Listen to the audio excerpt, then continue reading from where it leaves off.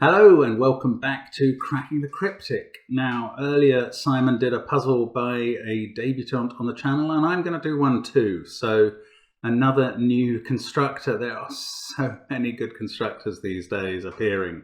Fantastic. Some of that is due to Discord, of course, which the sort of fan site for Cracking the Cryptic there has just grown and grown and grown. Absolutely fascinating discussions on many topics on there, including Sudoku theory, actual puzzles being posted, lots of information about grids and construction and solving experiences, puzzle hunts, etc. So highly recommended. One of the things that the Discord channel did, at Christmas there was a Secret Santa sort of thing for lots of experienced setters, and they gave each other a puzzle as the present for Christmas, which is fantastic. And this is the result of one of those. So this was done by Pullman Poppins for Joseph Nemi, and we haven't featured Pullman Poppins before, but I'm very happy to do so today. And we will have a look at that puzzle in a moment. As well as Discord, of course, there's Patreon. We have loads of extra content on there, including the February reward puzzle, Groundhog Day, and there will be another day's list of successful solvers at the end of this video, which will be in the Star Trek scrolling format, but accompanied by our own music, so we're not breaching the copyright on the music. And when I say our own music, I'm referring to a track that was just gifted to us by Kurt Hugo Schneider, the excellent music producer, back when we were creating our 100,000 subscriber testimonial to our viewers. But we're just as grateful now that our viewers are 320,000. It's just incredible. So thank you very much for watching the channel at all or having followed it. And finally, I will mention our apps as usual on the link below. In the links below the video, you can find your way to our handmade Sudoku apps, which are very popular too. Now, this puzzle by Pullman Poppins is themed on a Game of Thrones, and my goodness, I'm no expert on Game of Thrones, although actually I have a bit of strange history with Simon on that. I guess it's 25 years ago now, it feels like. The first book came out. Simon recommended it heavily to me. He may even have bought the copy that I eventually read. When I say eventually, I started immediately, but it took me quite a lot of getting through. I wasn't a huge fan, I have to say. The characters didn't seem very sympathetic, and although I could see it was a very cinematic book, I honestly didn't think much would come of it. So I couldn't be more wrong about that. And I believe that the TV show is insanely popular.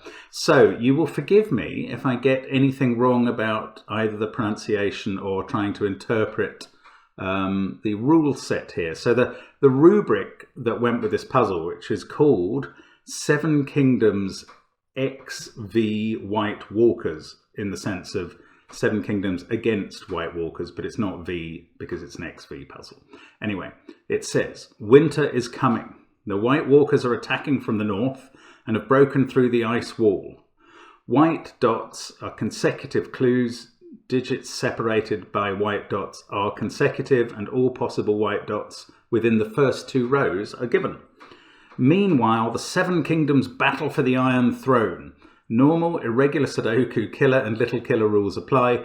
Digits separated by X must sum to 10 and digits separated by V must sum to 5, but not all X's and V's are given. So I've translated those into Sudoku rules for the card on the video showing the rules, and indeed in the rule set given with the link. So we're looking at killer cages that sum to the number given. We're looking at a number of cells that sum to 10 or 5, shown by a V linking the 2 cells, or an X.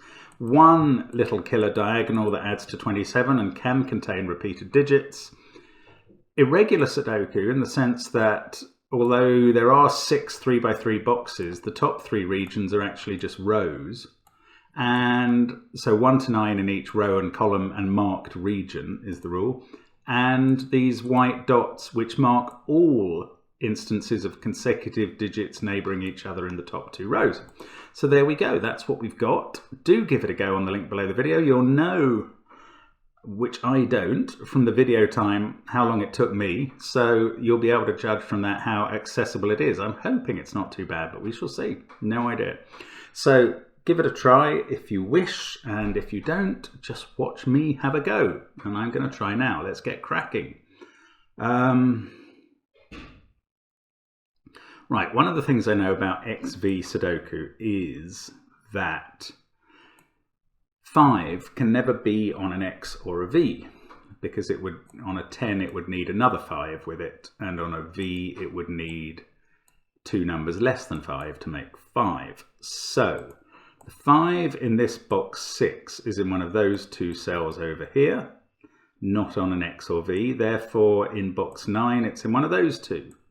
And above those, which won't help me, I don't think, it must be in one of those 3. 5,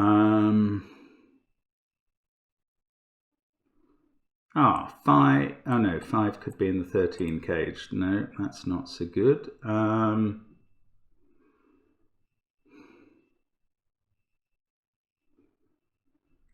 We have, yeah, okay, so 5 in this row and the row below it has to be in the end set in the cells in columns 1, 2 and 3, because it can't be on the X and V. Actually, we know more than that, and this is going to be relevant with these killer cages. We know what these add up to. 10 and 10 and 5 is 25. Now, our classic knowledge bomb is to tell you that the numbers from 1 to 9, therefore the total of each row, column and region is 45. And if we take 25 from that, it tells us that these 3 cells add up to 20. Plus 9 is 38. So using that sum of 45 again, these 2 add up to 7, and they don't include a 5. So they're either 1, 6 or 3, 4. Oh, down here this is better, because again these add up to 20, 31, 42. These 2 add up to 3. So we know that they're 2 and 1. And that decides that this is a 3-4 pair here. And that 3-4 pair tells us that these 2 9 cages don't contain 4-5 or 3-6. So they are a 2-7 and a 1-8 cage. And the other cells in the box must be 5, 6 and 9. And that's going to mean that these X's do not contain 9, 1 or 6, 4. So they're 2, 8 and 3, 7. And these V cells are 4 and 1. So that's progress. Now that probably means that by uniqueness these are 2 and 3, but I don't know that officially yet, so let's not presume that. 20. So here, these are either 5, 6, 9 like that, which I doubt, or 5, 7, 8. Oh, no, hang on. 5, 7, 8 won't work. Yes, because 2 is already gone in the box. 9 can't be in either of these places because it would have to be with a 2 in an 11 cage. So 9's in this group. So it is 5, 6, 9, which serves me right for predicting ahead. Oh, and that's going to do the same above as below. So these are a 2, 8 and a 7, 3 pair, and that is 1, 4 again. I suppose, actually, yes, it's daft to think they would be subject to a uniqueness issue where they were swappable at the end of the puzzle, because they're in different boxes. So I'm sorry about that. That was dumb thinking. Now, what have we learnt about these X's? The 5 is sharing cells here with whatever doesn't go with, sorry, whatever would go with 1 or 4 on an X. So this cell here is either 1 or 4. Therefore, its combination of 10 is not on an X in the other 6 cells in this box. So it must be up here with the 5. So it's either 5, 6 or 5, 9 there. So what happens to 6 and 9 down here? Now, I don't know, because only one of 5, 6 or 5, 9 is there. So it could go in there, or it could go in there. Okay, that was the wrong question. Does the 27 cage help? Minimum so far 13, 14, maximum 35. No, that doesn't help. Look in column 1. We've got a 1, 2 and a 3, 4. So they're kind of fixed into those pairs of cells, those dominoes. So 5, 6, 7, 8 and 9. Yes, they all happen. Sorry, it's a group of 5 cells in the column that must be 5, 6, 7, 8 and 9. 7 and 8 must be up here somewhere. The key thing about that, I think, is that these 2 cells have consecutive markers with these 2. So they are, yeah, okay, what they're not is 1 or 2. Now, the question I'm now going to pose is, where do 1 and 2 go in column 2? Well, one of them goes in this box, but the other does not go anywhere there. So it has to go somewhere up here, and it doesn't go in those cells because it would fail to be consecutive with this, whatever it was. So 1 or 2 goes in here for sure. And where does 3 and 4 go? Oh, that's nice, yes. The next question is, where do 3 and 4 go in the column? One of them can go in here, and the other can go up here. But again, it's going to have to be consecutive with the cell on its right. So 3 can't be the one that goes up here. 4 must do. And now we know what this box is. This cage is a 3, 8. This one doesn't have an 8 in. And our first digit in the grid is in this useless row with no clues here. We get that 1. That's very surprising to me, but quite amusing. Now, 4 goes with either 6 or 9 or 5, actually. Not sure which. Right, but the 2, 7 there has fixed this cage. This cage is now a 4, 7 cage. These cells come from wherever the 4 is. Now this is vital. Yes, I like this. Wherever the 4 is here, it is next to the 5, so that we know that 4 is in that pair of cells. We also know that 5 is in that pair. Now 5 can't be in those 3, and now 5 in these 2 boxes must be in both of these rows and columns. It's in twice in this little 2 by 2 section. And that means these cells don't contain 5. They're from 2, 3, 6 and 9. And look what that does to the 2 that are consecutive with each other. They must be 2 and 3. That's lovely. That's really elegant. Whichever one the 3 is won't be next to the 4. So somewhere up here we have 5, 4, 2 as a run. But I don't know what the other one is. And I don't know which row that's in yet.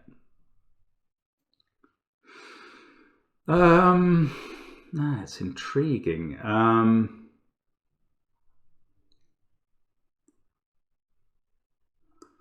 Look, there's a run of 4 cells there. So if this was the 5, 4 pair, that would be 6, 7, 8, 9.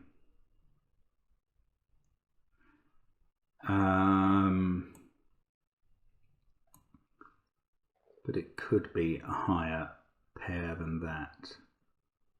Oh, okay. Yes, now I get it. What's the question is, where does 1 go in the top row? And that's quite interesting. It can't go in this group of cells because they would then have to be 1, 2, 3, 4. They're all connected by consecutive digit markers. And that can't be 1, 2, 3, 4 because that would leave no fill for this cell. Therefore, and 1 can't be in those 3 cells, and it's not in those cells, so it must be in these 2, and it must therefore be connected to a 2, and that decides that this is a 3. And that also decides that this is not a 2 because there's a negative constraint up here. That would need a white dot to be next to a 3, so we can place the 1 and 2 Now we said there was a 5, 4, 2 run here. Yes, 4 can't be here because it would be next to the 3 with no white dot. So we can put in 4 and 5 there. Let's take out the pencil marks. Oh, this can't be 5 because it would be next to the 4. So this can't be 6 or 9. This is now 7 or 8. Actually, look, we've got a 6, 9 pair there. Sorry, I should have known that was 7 or 8 for a long time. So what is this group now? If this is 8, 9, that's 4, 5, 6, 7. If this is 6, 7, that's impossible. This would be 4, 5, 8, and 9, and they can't all join. So that's 8 and 9. Sorry, wrong mode. That's 8 and 9. Fixes 7 there, takes 9 out of those. Now we've got 6s in all of those. 6 comes out of there and goes in there. Look, that would have been a perfectly valid box if the boxes had been left. Now, this is 4, 5, 6, 7. So 4 and 7 go on the outsides, 5 and 6 inside. 5, 4, 2. So what's this run of 3? It's either 6, 7, 8 or 7, 8, 9. So the middle one's 7 or 8. There's only one way now to connect those two digits. So we are learning everything about this stuff. 5, 4, 7. Top row's all done. 7 is surrounded by 6 and 8. And this can't be a 6 because it's next to the 5 without a dot. Neither of the, oh yeah, hang on, this can be a 1. In fact, that is 1 or 3. This can't be 9 because there's no dot next to the 8. So 9 there. This can't be 3 because it's next to the 4. And suddenly, the top 2 rows are fully done. Now, how can we take them down? 9 is looking at this 13 cage. So that leaves either 5, 8 or 6, 7 possible. 2, 3 are looking at that pair. So it doesn't resolve which way round they go. 1, 9, 2, 3, 7, 6, that's 4, 5 or 8.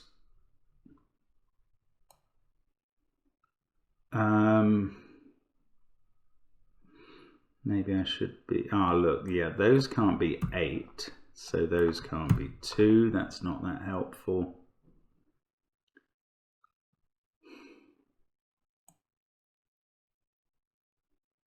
Oh, that's sort of interesting. There's a virtual 7, 8 pair between those 3 cells, by which I mean, if this is 6, 7, that's an 8. If this is 5, 8, that's a 7. And we've definitely used up 8 and 7 between those 3 cells. So this is either a 1, 9 or a 4, 6 pair. Can't be 6, 4 that way round. Now we've also used up 1, 4 in another virtual pair. So 1, 4, 7 and 8 have all been used up in the box. Don't think this is the right way to go about this. Let me think again. 9, 21, 10 there, 31. Plus either 1 or 4. So 32 or 36 in the box so far. This pair adds up to either 13 or 9.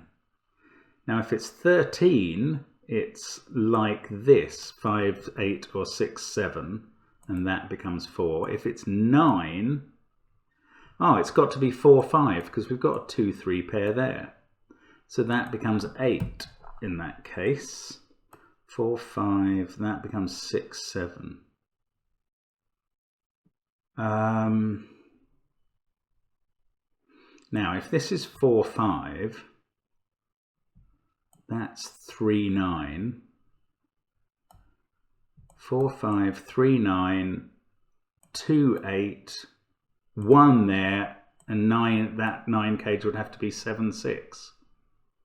No, this can't be 4, 5, because, yeah, that would happen if this was a 4. We would need these two to add up to 9, and they couldn't. They couldn't add up to 9 if that was a 4, because they're seeing that 4, 1, 2 and 3. So they do add up to 13. So the 4 in the column goes there. Those add up to 13, 25, 34, 44 for the box. That's a 1. That sorts out our whole non-uniqueness problem. That resolves that this is not a 4-6 pair.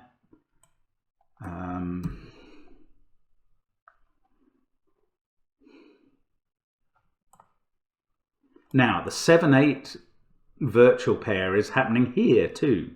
They must be used up there. So this 12 cage is 3 and 9. That resolves that we have a 2-8 pair there. That makes that 3-7. Now we know that's a 5-8. That's a 6-7 pair. We've got 4-5 up here. Actually, the 3-9 has been resolved by the 3 up here. The 1-9 has been resolved. That's not a 5 anymore, and this must be a 2. 4-5 has been resolved, so we can do these two as well. They must involve a 5 and an 8. And look, this non-existent box 2 is perfectly valid. Now,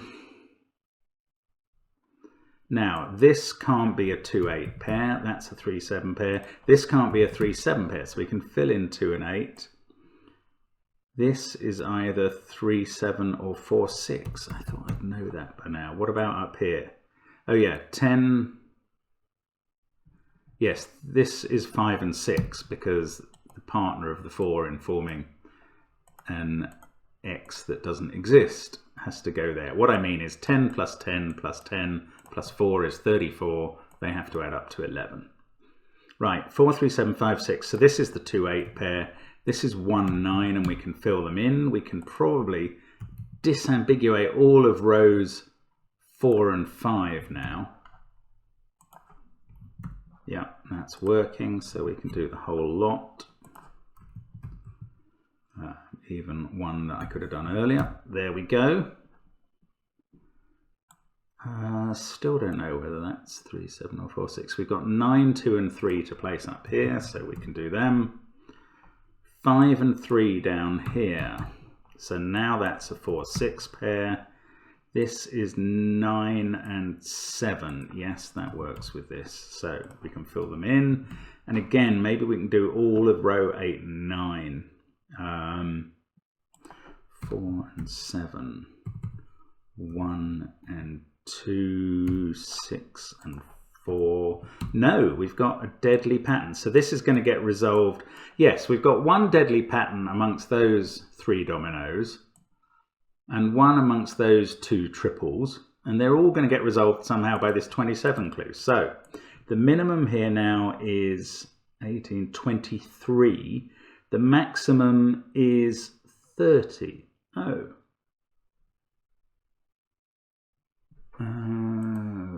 Do I have to work out all the combinations? Ah, I know.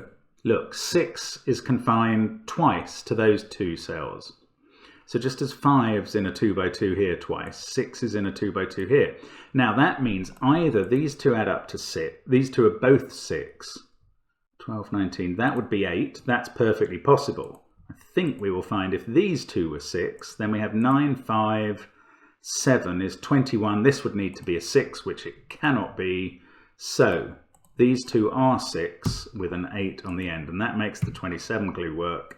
And that is going to unwind all the remaining items. That is a really neat finish to a really neat puzzle. I like that a lot. I mean, I guess that Game of Thrones and Sudoku is the mashup that we really didn't know was needed.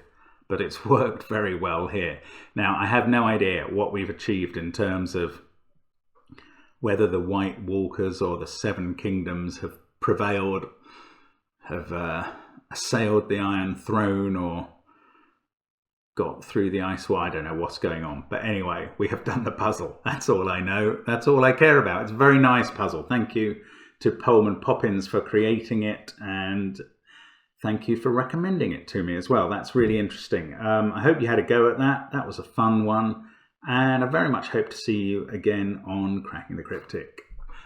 Here comes the Star Wars credits for those people who solved the Groundhog Day puzzle in the last day. I think after this we will start rolling them up every week instead rather than every day. But hope to see you again tomorrow. Bye for now.